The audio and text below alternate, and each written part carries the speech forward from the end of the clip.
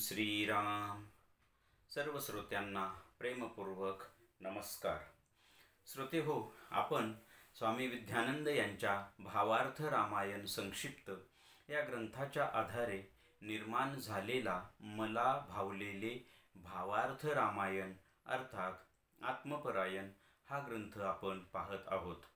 आज सुंदरकांडातील अध्याय 6 मंदोदरीची जन्मकथा.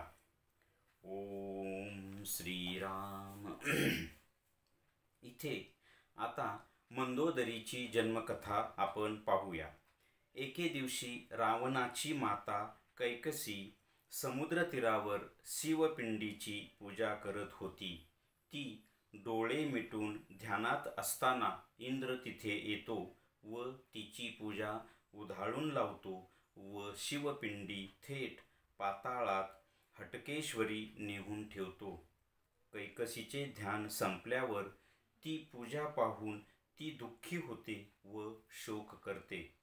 तिथे मग रावण येतो व तिला शांत करतो आणि म्हणतो की मी तुला प्रत्यक्षात शिवाचे आत्मलिंग आणून देतो.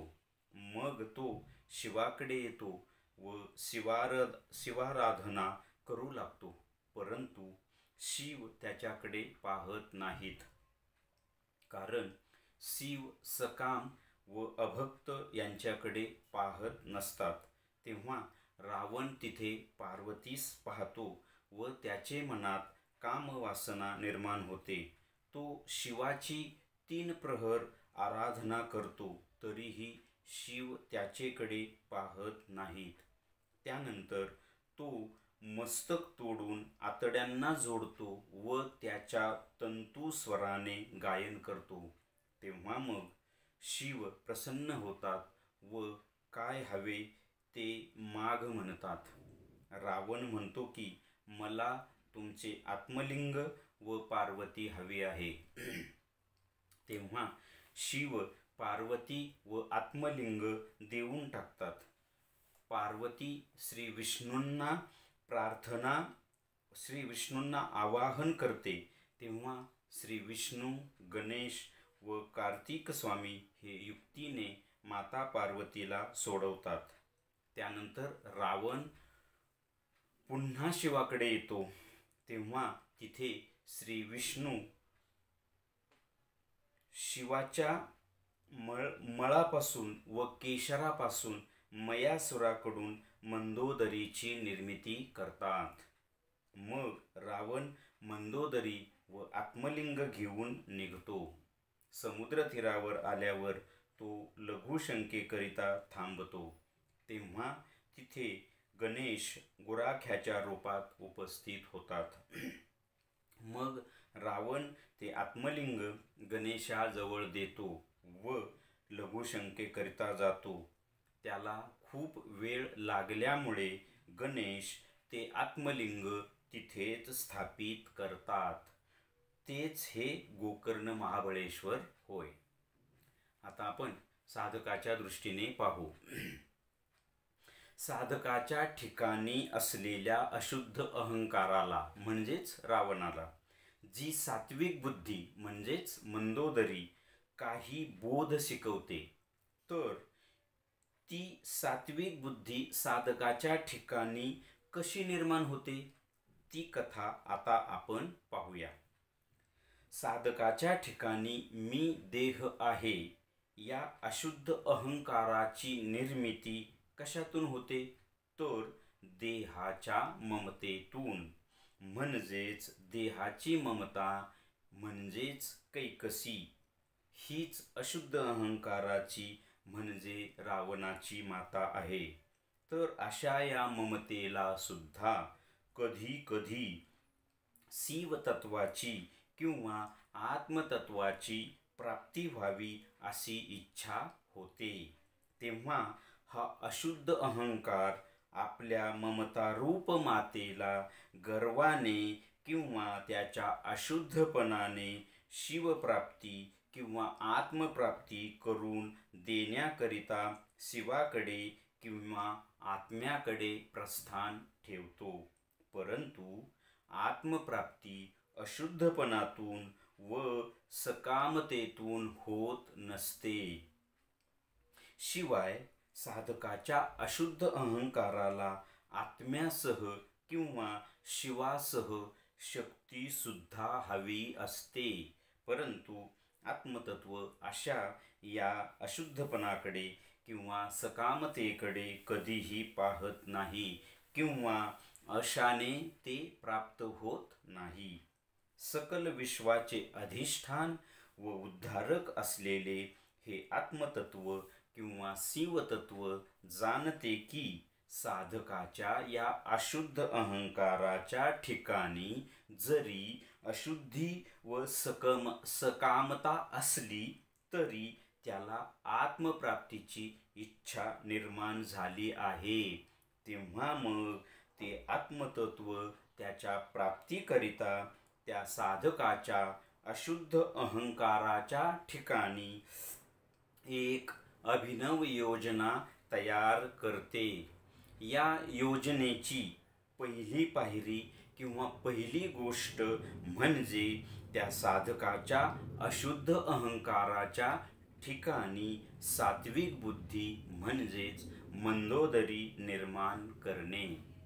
ही सात्विक बुद्धी कशी निर्माण होते तर ही सात्विक बुद्धी शिवाच्या किंवा सद्गुरूंच्या निर्मल्यापासून म्हणजेच ईश्वराच्या किंवा सद्गुरूंच्या सत्संगापासून निर्माण होते. कारण सद्गुरूंचा बोध हेच साधकासाठी निर्माल्य आहे व या निर्माल्यरूपी बोधातूनच ती सात्विक बुद्धी निर्माण होते. तसेच हिंदू धर्माच्या संकेतानुसार देव निर्माल्याला खूप मोठे महत्त्व आहे. आपण रोज सकाळी देवपूजा करतो व देवाला फुले वाहतो. ती फुले दुसऱ्या दिवशी आपण काढतो, त्यालाच आपण देवनिर्माल्य असे म्हणतो. हे निर्माल्य किंवा ही फुले आपण अगोदर आपल्या मस्तकावर ठेवतो व मग त्याचा सुगंध घेऊन त्यानंतर ते निर्माल्य म्हणून जल अर्पण करतो. आपण ती मस्तकावर का धारण करतो तर ती फुले दिवस रात्र देवासोबत असतात व ईश्वराच्या सत्संगाने त्या फुलामध्ये देव गुणधर्म उतरतात, जसे प्रकाश, शांती, ज्ञान, आनंद वगैरे वगैरे. व तेच निर्माल्य आपण प्रथम मस्तकावर धारण करतो व नाकावाटे सुगंध घेऊन आतमध्ये उतरवतो. यातूनच आपल्या ठिकाणी सात्विक बुद्धी निर्माण होते. अशा या शिवनिर्माल्यातून म्हणजेच केशर आणि शिवाच्या मळापासून किंवा सद्गुरू निर्माल्यातून किंवा त्यांच्या बोधरूप सत्संगातून साधकाच्या ठिकाणी सात्विक बुद्धी म्हणजेच मंदोदरी निर्माण होत असते.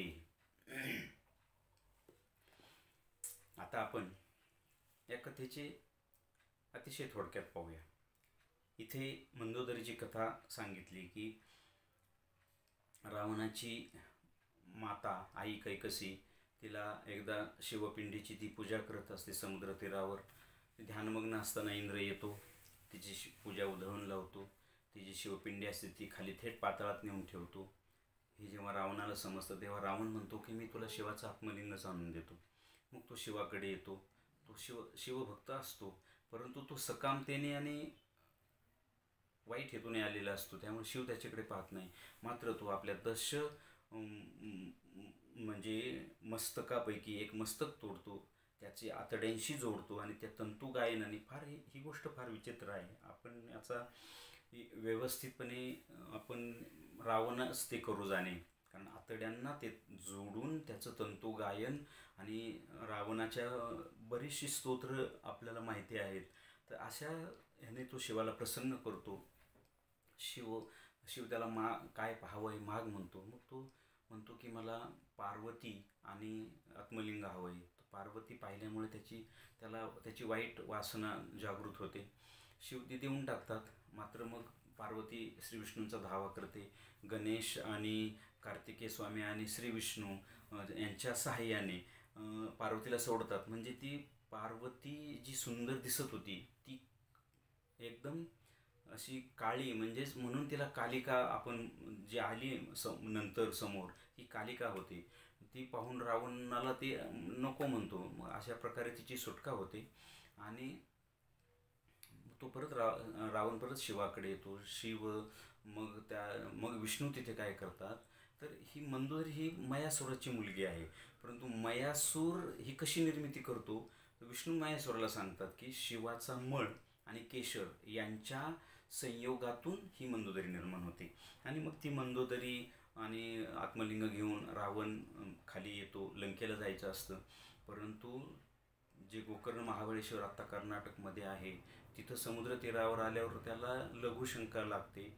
तर ते पिंडी घेऊन तर लघुशंका करता येणार नाही, म्हणून तिथे तो त्यांना गुराखी दिसतो. ते गणेश असतात आणि ती लघुशंकेला खूप गणेश त्यांना सांगतात फार वेळ लागला तर मी जमिनीवर ठेवेल. रावण म्हणतो जमिनीवर ठेवू नको, परंतु ती त्यांनी अट घातलेली असते. रावणाला खूप वेळ लागतो, गणेश तिथेच ठेवतात आणि तिथेच ते लिंग स्थापले जातं. नंतर रावण खूप उपटण्याचा प्रयत्न करतो, असं पिरगळतो, गायीच्या कानासारखा त्याचा आकार होतो, म्हणून त्याला गोकर्ण महाबळेश्वर हे नाव पडतं.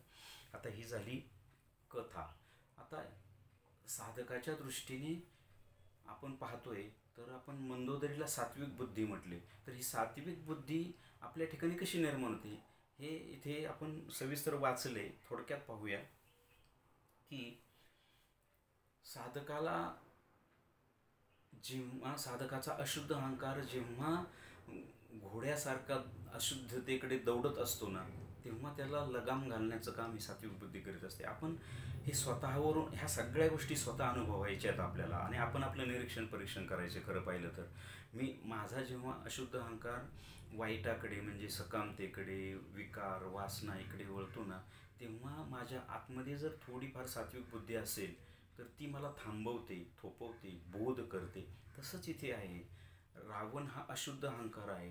रावण हा सतत वाईट गोष्टी करण्याचा प्रयत्न करतो, परंतु मंदोदरी सतत त्याला बोध करत राहते.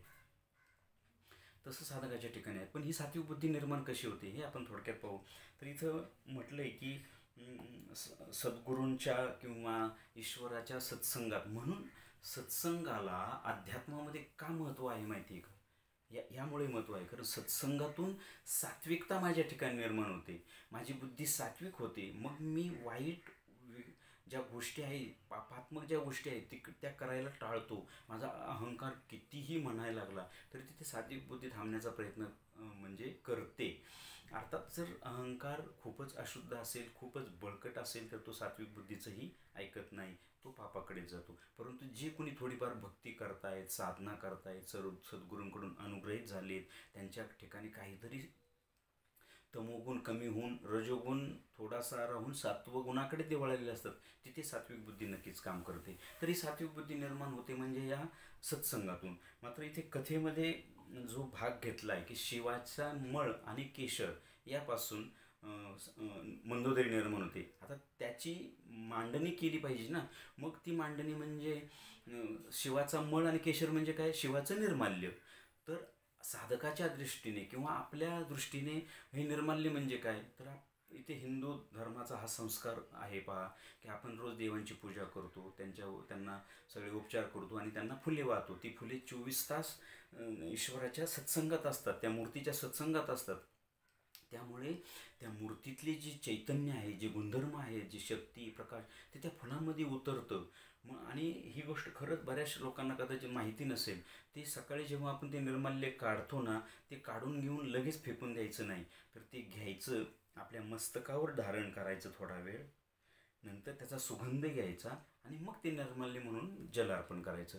त्याने काय होतं की त्या फुलांच्यामध्ये जे ईश्वरीय गुणधर्म उतरले असतात ते आपल्यामध्ये उतरतात आणि त्याने माझी बुद्धी सात्विक होते. हा हिंदू धर्माचा संस्कार.